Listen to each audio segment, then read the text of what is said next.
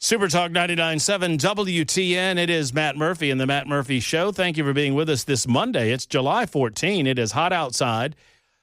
We'll just give you the actual temperature here on this show, but suffice it to say that it's probably feels a little bit hotter than it actually is out of doors.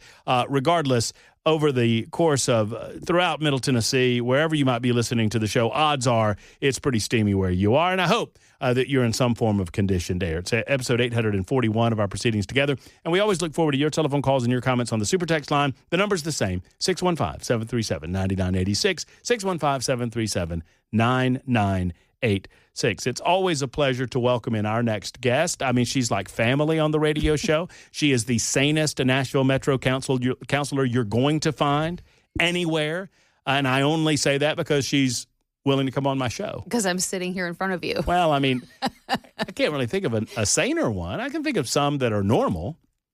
There's only like 4 of those, but I just told the guy. Courtney Johnston is with us, by the way. That's your name. Hi, everybody. Hello. I just told the guy that let me in the door, I was like, I feel like I'm here so much, somebody needs to give me a key card so I don't have to constantly text Matt saying, I'm here, I'm here, I'm here. Text me and complain about the heat. Yeah, it's either blazing hot like it was a minute ago, or it was raining the last time I was here. I won't say complain about the heat. I just pull up and say, hey. Yeah, read it. Read it. At 3:35 today, I got this. Don't forget to send someone to let me in before 4 o'clock. It's too hot. It was very, very. It was very prima donna of me, but fair. I feel like I have been sweating for 3 weeks straight. You don't want to glisten. I'm just hot constantly. Well, I mean, it is what it is. I mean, yeah, so it's what we get out of Middle Tennessee. But a little prima donna. As I sent it, I was like, So speaking of prima donnas, let's talk about Justin Jones. Oh, God. Okay. I mean, I don't know of a bigger prima donna in the world of politics. I have never Justin. met him, actually, so all I know is what I see on TV. And I mean, I judge from what I see and his performance art on social media and some of the things he does in the General Assembly. But you know local politics as well as anyone. What he's bringing in is Justin prepping for a congressional run. I mean, what happened this past weekend? And for those that don't know, Representative Jones, he's in District 52. I think that's right. He's Nashville. And you say that the Antioch High School is Cane Ridge is part of his district? I'm almost positive that Cane Ridge High School is part of his district. It's in Antioch. Yeah. And so not to be confused with Antioch High School. I don't want to confuse people. There's an Antioch High School. There's Cane Ridge. Cane Ridge High School, yeah. And he brought in Representative Ilhan Omar to what was billed originally as a town hall. And I'm like you, that the verbiage confused me because I'm thinking town halls are typically, if Courtney Johnston met with her constituents in your district in Nashville, that would be a town hall. Come, ask questions, hear what Courtney has to say about things, offer your concerns, yada, yada, yada. Mm-hmm. But when you bring someone from Minnesota or wherever. Yeah, the dynamics change a little bit, in my opinion, especially in the context of how the Democrat Party has decided and been very vocal about how the 5th Congressional District is now on their radar because they think that Andy Ogles is vulnerable, is the terminology that they use. And so this, to me, makes perfect sense that they're going to start bringing in some big names, some firepower to do some fundraising in order to support whoever that Democrat nominee ends up being. That makes sense to me. What I objected to, and actually this information came to me from another Democrat, but so just my thing is, if I have a community meeting and I have a church that allows me to use their venue, if Justin Jones was using the school by himself for his own town hall, that doesn't bother me. When you have a campaign event, which is what I believe this is my personal opinion. Once Ilhan Omar became a part of it, it is a campaign event, and taxpayer dollars should not be used for that. So I was told he had not paid for the rental because the schools do rent their space out in certain times. Security was not paid for, and all of that is actually still true.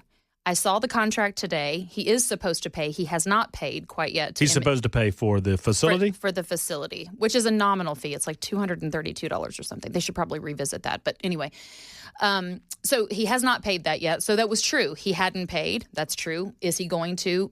The fee was not waived. I'll say that. So a little bit of gray area there. He did bring his own personal security, but also U.S. Capitol Police requested of MNPD their services, which have not yet been reimbursed. I don't know if that's going to be reimbursed. They're in discussions, but regardless, there were a lot of resources that were put forth for that. And I'm not saying that somebody said, why are you trying to cancel it? I'm not trying to cancel it. I think everybody should have a town hall and be able to speak with their representatives and all that. But a town hall and a campaign event are two different things. Yes. And what the taxpayers subsidize needs to be more highly scrutinized. That's my point, period. No, 100%. And one of the reasons I wanted to discuss it with you, because I'm right there with you, that if you are in a space that is being made available to you for the benefit of your constituency, regardless of their political affiliation, to come to sit freely. They are asked nothing of them, but they get an opportunity to speak to their representative, whomever that might be, and ask questions of. And it's my understanding that the questions, they answered like 5 or 8 of them right at the end of the program, and it was a very short and small part of the program. But be that as it may, I mean, that's a town hall, right? And that should be a part of constituent services. I would still... I don't know where the line is drawn regarding like personal security. I think some within political circles think so much of themselves that they demand that they have certain security apparatus. I'm thinking of one Republican actually right now that does this all the time that I think is absurd, but they have security around them. But whatever makes them feel comfortable. And if they want to pay for that, great. That's fine. But right. But for the taxpayer to be correct. That's a whole different story. It's a different ball of wax. And then I want to know, I would assume that if Justin is paying for Ilhan Omar to come here, I would think that there's some sort of honorarium that would have paid for her travel. Where's that money coming from is my question. Yeah, I don't know. If it's coming from his campaign coffers or if it's coming from somewhere like that, then that indicates to me that they recognize this as a fundraising event and they shouldn't be getting stuff for free. Right. So we'll see what happens. If MNPD is reimbursed, and I've got them working on what the costs were now, and it did come from U.S. Capitol Police, which I found a little bit interesting. But anyway, they're going to figure out a way to invoice for reimbursement, I'm assuming. I will push to make sure that happens. And this is not even a partisan thing. This is just taxpayer responsibility type stuff. We need to figure that out. And then also we'll see if he pays the bill to MNPS. I mean, it's $232. I think he's got it. But we'll see. So, well, we shine the light on it. He will pay it, I would expect. That said, should that not be more money? I mean, I don't think – I mean, let's put it this way. If I wanted to have a community-based charitable event at Cane Ridge High School, would I be charged $232? Would I gain access to that high school? I don't know. I don't know either because I've seen the contract. I had to fill it out when I had a community meeting at Paragon Mills Elementary School 5 or 6 years ago. I don't remember who's allowed to have it and doesn't.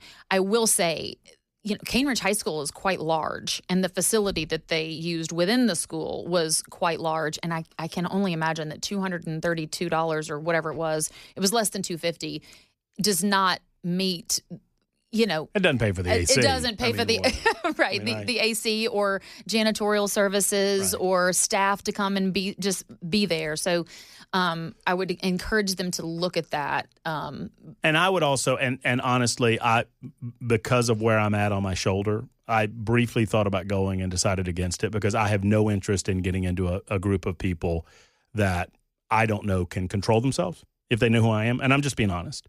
And if I was you, I'd be scared too. Just a matter of if I walk into that environment, the possibility of somebody getting in my face exists. And I don't want that to happen 2 weeks out of shoulder replacement surgery. That said, I would be curious if anyone was there. Was there vetting on the front end? Because you better don't tell me that it's a town hall and you're going to vet people and make sure that you're keeping conservative-minded folks or Republicans or those with maybe different ideas about how to govern out of the building. Now, maybe that didn't happen. Well, I don't know. I don't know either. I'd be surprised if that was what happened, to be honest with you, but maybe. But I was told that it was well attended. How many people, I don't have a clue. But I do know he went on his Instagram, and it was with he and Ilhan Omar saying, basically, if Andy Ogles isn't going to meet with his constituents, I'll meet with them around concerns about the immigration enforcement that's going on. And so, again, to me, that is you're not doing your job, so the Democrats are going to come in and do it for you. That's a campaign event. Right, which then begs the question, are the Democrats nationally, do you think they look at District 5? Absolutely. As a winnable district? They've made it very clear. Yeah, absolutely. Well, I can't speak for Andy. Andy and I, people that have listened to me since I came here in 2021, we have an on-again, off-again relationship. And you know what? It is what it is. But I call it like I see it, and that's just what I'm going to do. And there are some things that have happened within Andy's world that I question, and some things I think he does very well. All of that to say, any congressional Republican, I would recommend you go to these town halls. I mean, you do these town halls. I understand that there's a little bit of a fear of disruption, but I'm in favor of shining the light on the roaches. And if you understand how to comport yourself and you explain to your folks how to make sure that they're comporting themselves, let the rabble-rousers do what they do and showcase how ridiculous it is to the rest of the world. Well, that was one of the biggest complaints that when I was running last year at this time was that he was not present in the district at all. And he doesn't hold town halls. What he calls a town hall is done virtually, where all the questions are very scripted and pre-screened, and that's not a real one-on-one with the people that elected you or that you represent, whether they voted for you or not. Since I've been elected, now granted, my council district is not anywhere near as large as a congressional district, but I pride myself on being very responsive and present in my district, and so that was one thing that we keyed in on. They're right to call that out as far as the Democrats. But again, that's not my concern. My concern was our taxpayer dollars being wisely spent, and if they are being used to subsidize a campaign, regardless if it's for a Republican or Democrat, that's not right. Agreed. So that was what was called out. And then it was also marketed at the same time with the Shut Down America campaign, which I find appalling, which, I showed you earlier about, disrupt traffic and call into work sick and don't buy anything and, be creative in your civil disobedience. And it's like, how is that productive for anybody? For the small businesses that depend on people buying things? For anybody that needs to get somewhere every day? I mean, we don't need roads being shut down. It's performance art that makes them, it's an attempt to make themselves feel better and feel like they're accomplishing something. And you know what? One-day boycotts are dumb. And and I use that language because that is the best word to use. Either dumb or stupid. One-day boycotts are stupid. And if you think, and I just want to put a real fine point on it, if you think one-day boycotts are effective, then I would encourage you to look in the mirror and ask yourself if you're stupid.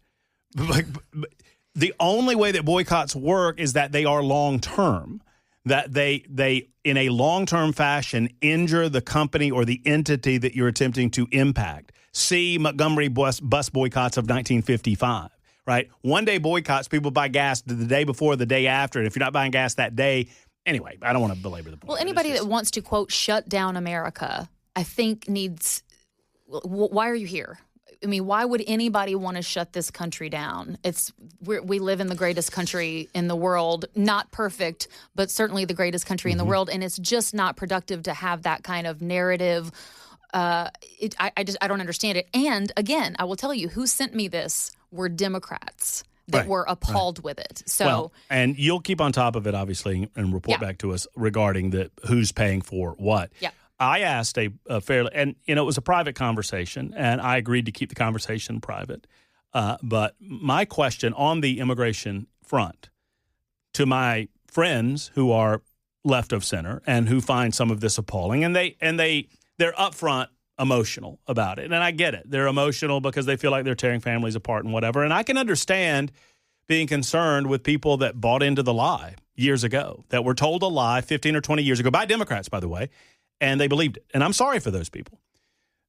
But I asked these basic questions, and the person that I was talking to did not answer either of the basic questions. They nodded their head appreciatively. And I said, should there be rules to get into America? I was like, I'm not asking you what those rules should be. I'm asking you, yes or no, should there be rules? And you kind of, you have to expect a yes, because if you give me a no, then I know that you're insane.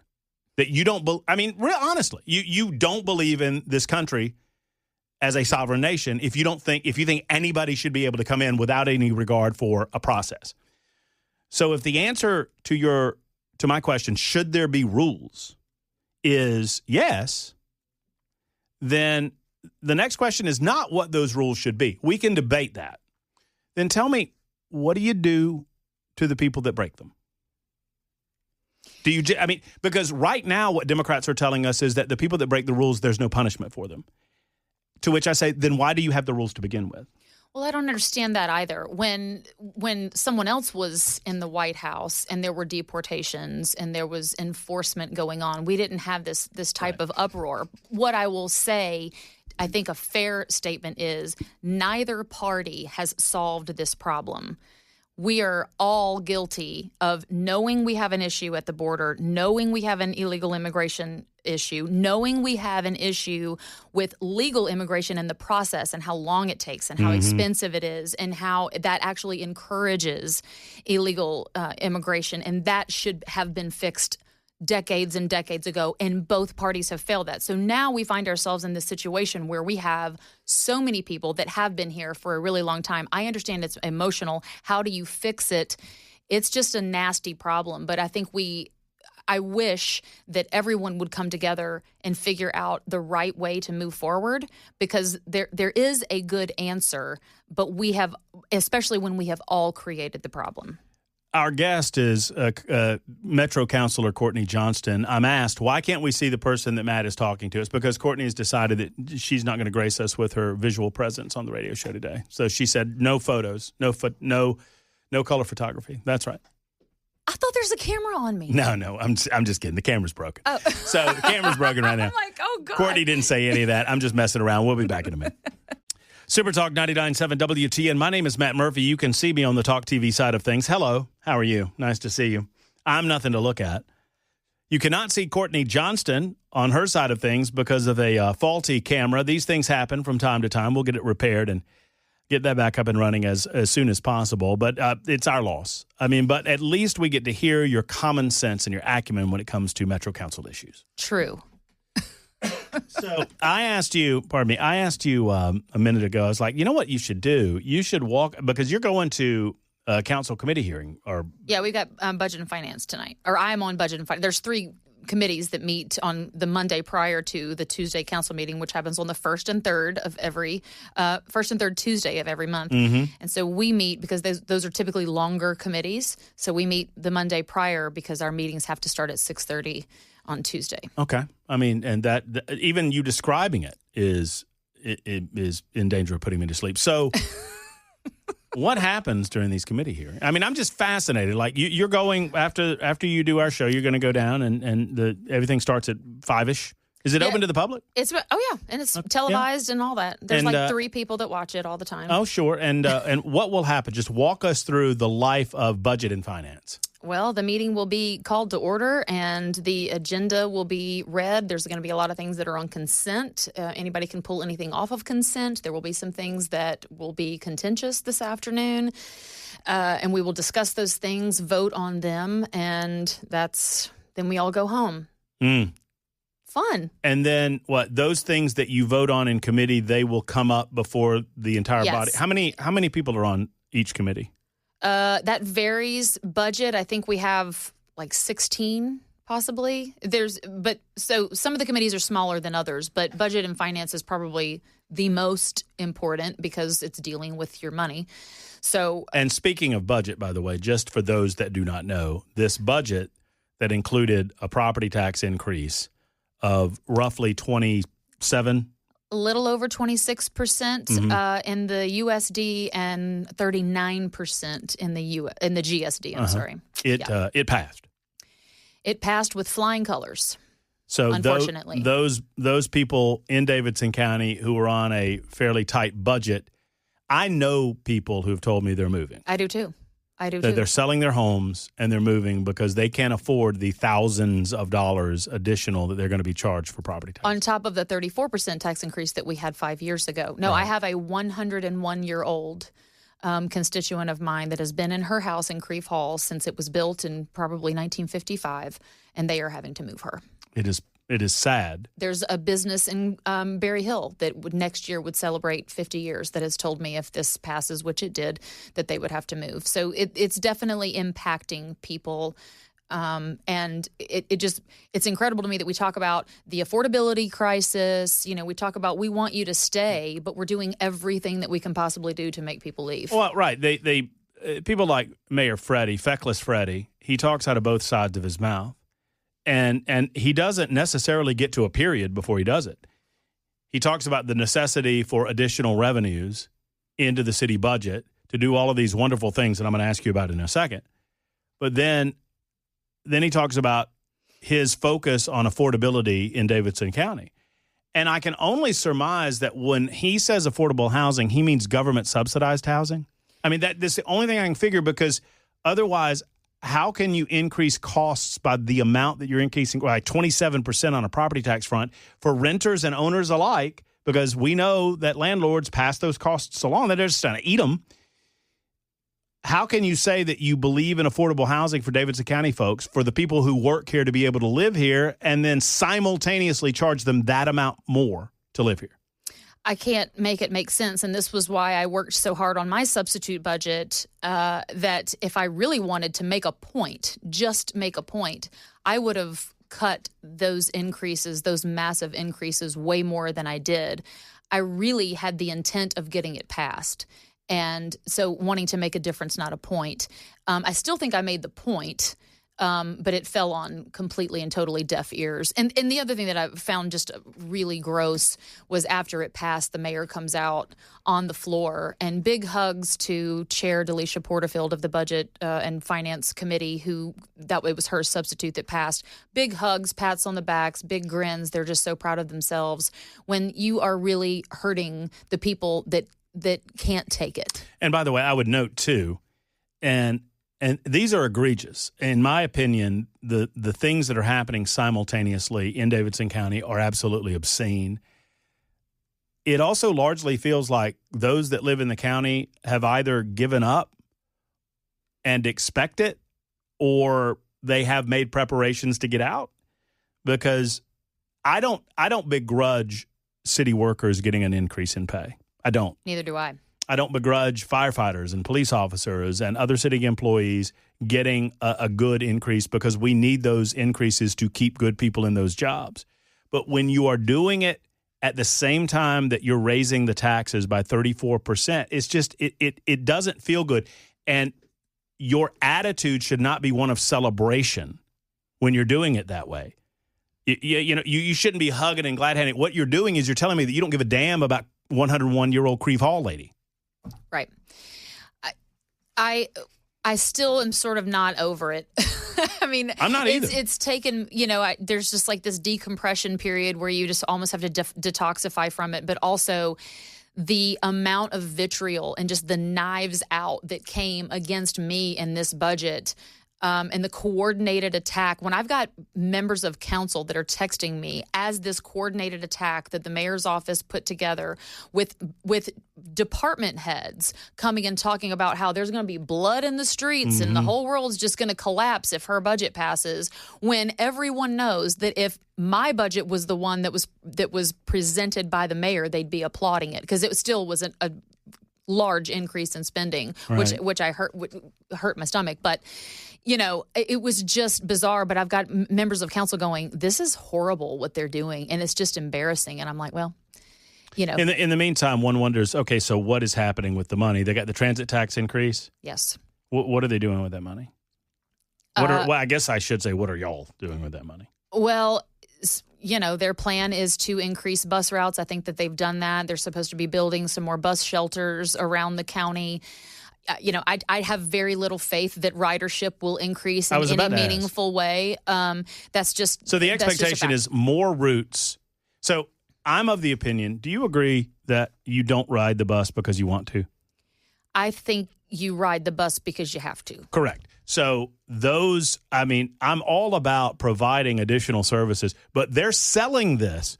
So for those that have to ride the bus, if additional routes will help you, if additional stops, additional infrastructure will help you, great. Wonderful absolutely. For you. You're right. But they are selling this as if they say that this will increase ridership, and it is a load of hogwash. I've said that from the very beginning. I don't see it. And when you ask them, what do you think the increase, like all of your studies and this and that, and when you decide, well, where are these new routes going to go and what is the frequency and what is your expectation of the return on investment? They said, oh, well, we don't have that. Of course they don't, because there is none. So you got that tax going on, and that's going to help us with coordinated light systems and bus rider, whatever. And then you have the property tax increase. And in the meantime, we've got a couple of measures that have been on the table, I feel like, since I've been here, since you and I have been talking. And I know that we sound like a broken record, but I think I have to hang on to it because I think it's important. The FUSIS technology that exists that would better give Metro Nashville police officers, the police department wants this. They want that relationship between private entities with already existing surveillance technology and the Metro Nashville Police Department. Council refuses to do that. No movement on that, right? Zero. LPRs. Zero. I understand that LPRs are debatable, but they won't even debate them. I mean, right? And in the meantime, you see surrounding communities have great effectiveness with license plate reader technology. My adopted hometown of Mount Juliet is one of the greatest examples. And then the one that I want to hit before you go that just destroys me, that the folks in the Metro Council and in the mayor's office claim that they want these relationships, these private-public relationships that benefit the community and preserve those things that make Nashville unique. And since I have been here, I have been sounding the alarm as a newbie, as a neophyte to this community over the Nashville Fairgrounds Speedway, that I have long believed that John Ingram has a long-term plan to take over that piece of property, that he is going to use his power, influence, and money to do so. And look, I'm not talking bad about him. He has his own interest, right? What I would like to see are city officials that are willing to step forward and tell us where we are on the Fairgrounds Speedway deal, why they have not at least brought the Bristol Motor Speedway deal, which is anybody that's read the deal says there's no way that this is not a benefit to the city. And they won't even bring it up for a vote, Courtney. Yeah, you're right. Ever since we've been talking and ever since I've been on the council, it's been a subject matter that I constantly get questions about. And I think, in my opinion, it goes way back further, several administrations prior, that I think there was a strategic thought process around letting it just get to the point of dilapidation, which is where we are now. And so then you've got a special group of people that want to preserve that history because you're right. Once it's gone, it's gone. And so it's an important part of Nashville's history. It's an important part of Nashville and everything. We should have that contract in front of us. We should have had it last term, in fact. And I think the stadium deal took that thunder. Well, and I've seen this rodeo before, right? I mean, there's only one Nashville Fairgrounds Speedway. The level of history, the amount of history, it is unique to Nashville, clearly. And I feel like I know the final chapters of this book, and they are sad ones, where, God willing, 10 years from now, if I'm still on the radio in Nashville, Tennessee, there will be people that call and say, man, we used to have that Fairgrounds Speedway. It was so much fun. I used to take my family out there on the weekends. And I'll say, we had an opportunity to make it better, and we had an opportunity for it to still be there, and now it's condos, or now it's a parking lot.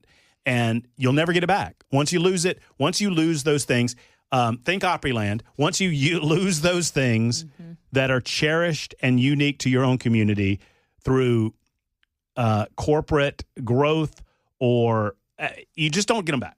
You lose the soul of what makes Nashville special and why it's always been special. I feel, and it was voted on, 12, 13, 14 years ago. I don't really I don't remember when. I think it was 2012. It was like 2017. And maybe it was sooner. Yeah, and by referendum that they said they did not want to demolish this, and so that was fantastic. Don't quote me on 2017. I know there's somebody listening that knows what year it was. Yeah. No, well, and they'll tell us. Yeah. But bottom line is we are regardless of what your position is on it, Bristol Motor Speedway has made an incredible offer to sink $130 million into the facility for a lease agreement that would not put the city of Nashville on the hook at all for any of that money. They've agreed to noise abatement programs. They've agreed to, I think, only one more weekend date a year beyond what it is now, which is 9. They've addressed every community concern imaginable, and no one in the city is getting it to the table for a vote, and it just seems odd. And that investment would start bringing in revenue to the city instead of that facility right now, which is costing the taxpayer in maintenance every single year. Right, and I don't care who you are. I don't care if you're a NASCAR fan or not. When you bring a NASCAR race every other year to the city, I mean, not Dollars. only, I mean, you're talking about dollar bills. Yeah. You're talking about a lot of money coming into the city. Which offsets your property tax revenue, there you folks. Go. Listen, speaking of taxes, you got to go to a budget meeting. I do. I know that this is probably a little more boring than what you're about to experience, and so I apologize. I might have a tear as I leave. Enjoy. Thank you. Better you than us. Let us know how it goes. Thanks. Tell all the fine members of the Metro Council that we said hello. I might keep that to myself, actually. It's 9 until the top of the hour on Super Talk. Thank you, Ken Weaver. It is just before 5 o'clock, just after Ken Weaver's newscast at the top of the hour. We'll welcome to the program Brink Fiddler. We'll talk about the year that was since the assassination attempt of Donald Trump in Butler, Pennsylvania. We'll break down exactly the security failures there, what has been discovered and what remains to be discovered with regard to what is ultimately sadly, an ongoing investigation 366 days later. Very quickly, I don't want to belabor this point, but I just want to make sure you understand it. I love what I consider my new adopted state and my new adopted metro area. Now, I'm in Mount Juliet. I don't live in Nashville City, or I don't live in Davidson County. And, based on what I'm looking for and where I expect to be, I don't expect that I'm going to live there. Man, I was looking at some places in Lebanon. Man, those are some nice joints over there. You can get some property out in Lebanon. But anyway, I digress. But I absolutely love this city. And I've been doing this long enough, and I've been in enough communities where I've seen this rodeo before. And I understand that there may be not a lot of or as much community focus on something like the Nashville Fairgrounds Speedway now as there was 20 years ago or 25 years ago or 50 years ago. But here's what I do know. Even as it exists today, families make memories at the Nashville Fairgrounds Speedway. And it is a pale facsimile of what it could be and what it once was.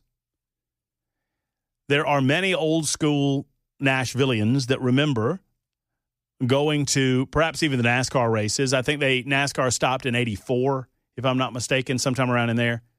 But they are ready to come back. They are ready to share the speedway out in Lebanon with a race in the city of Nashville at that short track. And Bristol Motor Speedway, their ownership group, is ready to pay for all of those upgrades. And the entire city would benefit as a result. And the expectation is that you would see a residual impact in and around that area. It is right next to Geodis Park, so obviously it's already ripe for a continued resurgence and, dare I say, gentrification. And the leaders in Nashville listen to a minuscule minority of the population as opposed to a vast majority of the citizens of Davidson County, and they refuse to allow this contract to go forward. It is a contract that is only beneficial for the city, and they won't let it go forward. And in my opinion, they won't do it because of the money man who owns Geodis Park, and his name is John Ingram. John Ingram wants that property, and he's going to get it. He's going to use money and leverage to get it, and 10 years from now, people will wonder why it happened. It happened because a big corporate money guy is demanding it. He's going to get what he wants. And it's sad. Here comes the news on Super Talk.